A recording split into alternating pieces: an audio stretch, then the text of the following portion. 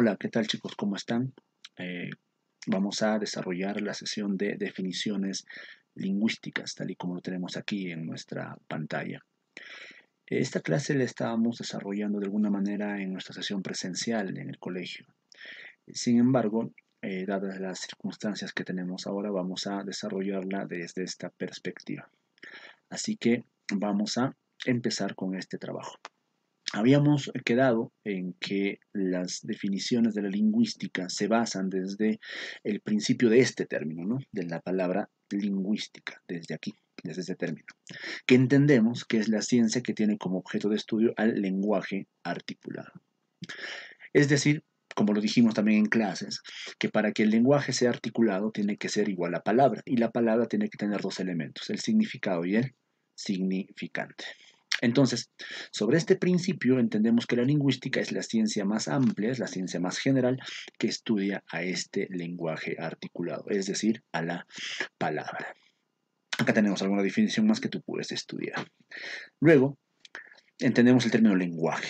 El lenguaje como tal es, como un concepto general, se entiende como un procedimiento que sirve para poder comunicarse dentro de cualquier especie. Por eso en clase dijimos que podemos comunicarnos, por ejemplo, entre nosotros como seres humanos, o también los perros pueden comunicarse o las plantas pueden comunicarse. Eso hace que al decir lenguaje sea un procedimiento que sirve para poder comunicarse de cualquier manera y de cualquier forma. Pero si hablamos del lenguaje humano en sí mismo, es una capacidad en la cual nos permite desarrollar un lenguaje articulado, es decir, a la palabra. Y aquí tenemos tres características muy importantes de ese lenguaje. El lenguaje humano es universal porque está presente para todos nosotros como especie. Es inmutable porque no cambia de especie y es adquirido porque no puede ser olvidado, ¿no? Eso es lo que habíamos quedado también en clases. Entonces, hasta acá creo que no habría ningún problema porque la lingüística viene a ser la ciencia que estudia a este lenguaje. Y no te olvides que el lenguaje es igual a palabra. Y la palabra, para que sea considerada como tal, requiere significado y significante. Por otra parte, la lengua viene a ser una manifestación de este lenguaje. Se entiende por lengua entonces al sistema de signos orales y escritos ordenados que disponen los miembros de una misma comunidad, que pueden ser hablados o escritos, principalmente hablados, ¿no? Porque cuando una lengua no se pudo escribir se llamaba una lengua ágrafa, tal como lo habíamos mencionado en clases en su momento. Al decir lengua, pues nos referimos a todas las lenguas del mundo, ¿no? Español, inglés, francés, quechua, ruso, portugués, etcétera. Incluso habíamos quedado en ciertos términos de que algunas lenguas eran más habladas que otras, ¿no? Considerando al chino mandarín como la más hablada por la cantidad poblacional de chinos que hay pues, en el mundo. Entonces, la lengua que vendría a ser en esencia, la lengua vendría a ser la manifestación del lenguaje como tal.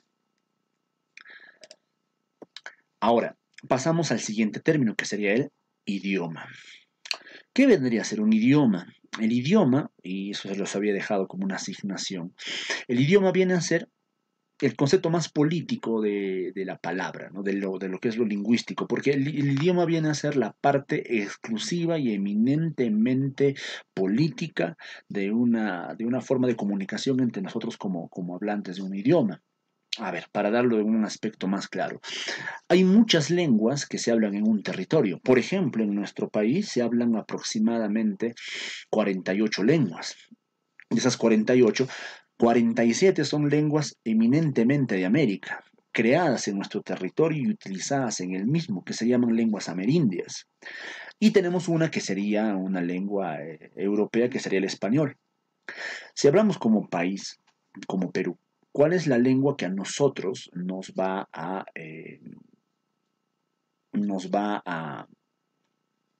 representar como nación? La lengua que nos representa como nación viene a ser el español.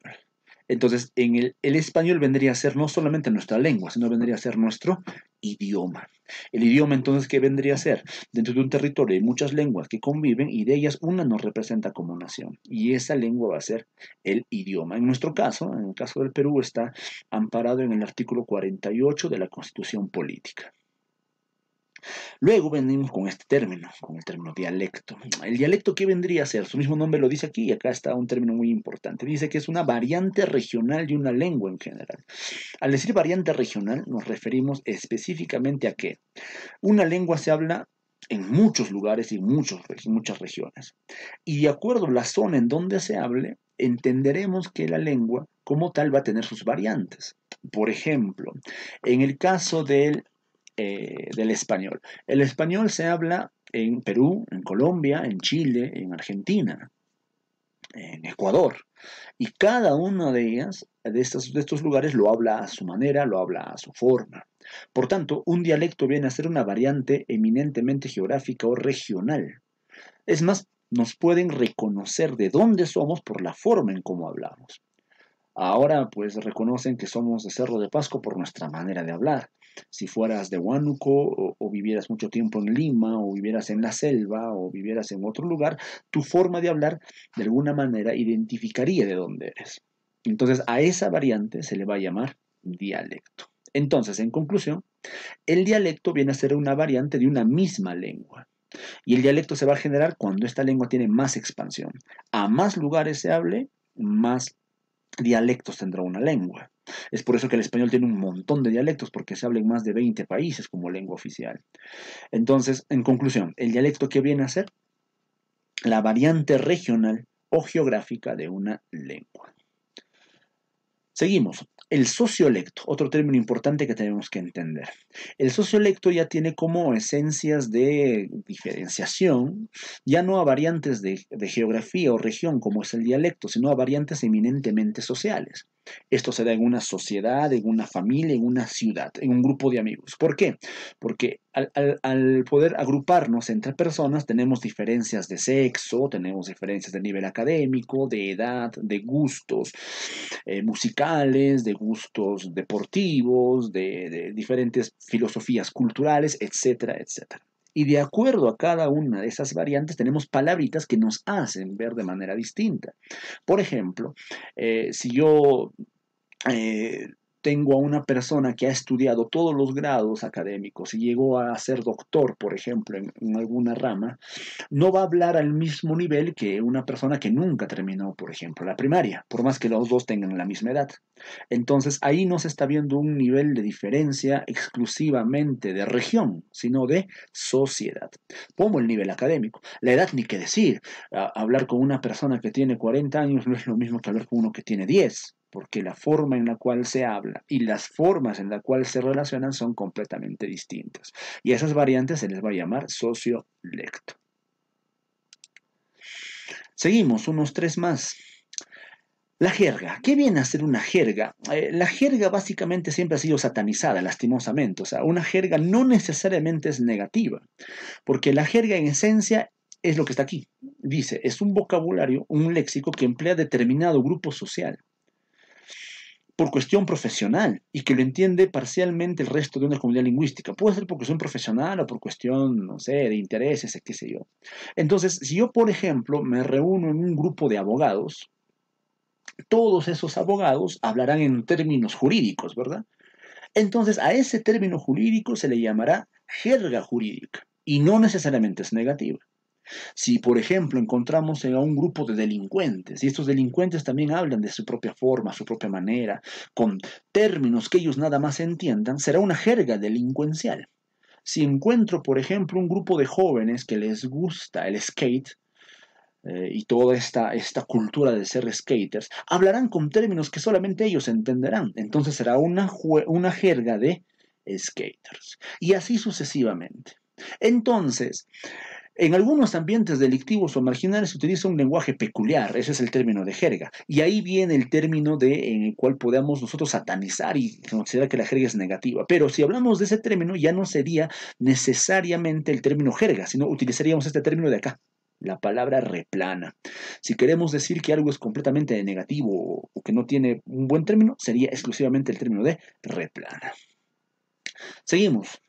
Los peronismos, su mismo nombre lo dice, son palabras creadas y utilizadas en el Perú. Puede ser de origen quechua, que es en su mayoría, que pueden ser quechuismos como tal, así se les puede llamar. Por ejemplo, acá tenemos una palabra muy común que usamos nosotros, que es la palabra calato, que viene del quechua cala, y que significa una persona que no tiene ropa. Entonces, la palabra calato como tal viene a ser específicamente un peronismo y por ende un quechuismo. Entonces, ¿qué sería un peronismo? Serían todas las palabras utilizadas exclusivamente por peruanos y para peruanos y que básicamente entienden peruanos. Esto pasa en todo lugar de habla hispana, ¿verdad? Por ejemplo, los de México tienen sus propias formas de hablar, al cual le podríamos llamar mexicanismos. Los colombianos tienen su forma de hablar, también se les puede llamar colombianismos. Entonces, así sucesivamente, cada país, cada lugar tiene su forma de hablar. Y a esa forma se le llama peronismos, que tienen que estar amparadas bajo un lineamiento de cuestión y social, una aceptación social. Y ya para ir terminando, a propósito, acá tienes más ejemplos de peronismos, y ya para ir terminando, la gramática. Y de aquí partimos para nuestra siguiente clase, que será de acá a un par de días o unos días más. La gramática como tal viene a ser la rama que estudia a una lengua. O sea, vuelvo aquí para explicarte. La lingüística estudia al lenguaje y la gramática estudia a la lengua. Entonces, si yo quiero decir qué es gramática, entenderé que la gramática es la ciencia o rama de la lingüística que estudia la composición de una lengua. Entonces, si yo quiero ser experto, por ejemplo, en el inglés, no voy a estudiar lingüística, voy a estudiar gramática del inglés. Si quiero ser experto en el japonés, voy a estudiar gramática del japonés. Y es lo que vamos a hacer a partir de ahora, en todo el año. Vamos a estudiar gramática del español para conocer un poco más acerca de lo que es el español. Por tanto, la lingüística estudia el lenguaje de forma genérica, pero la gramática estudia el lenguaje de una manera mucho más específica, en este caso a la lengua, y que también tiene sus propias ramas. Y sé que has escuchado esto antes. La parte semántica, morfológica, sintáctica, lexicológica, fonética, fonológica, pragmática, ortológica, etc.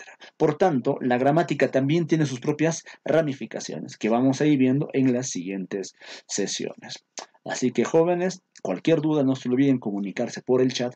Muchísimas gracias. Esto fue todo por este momento.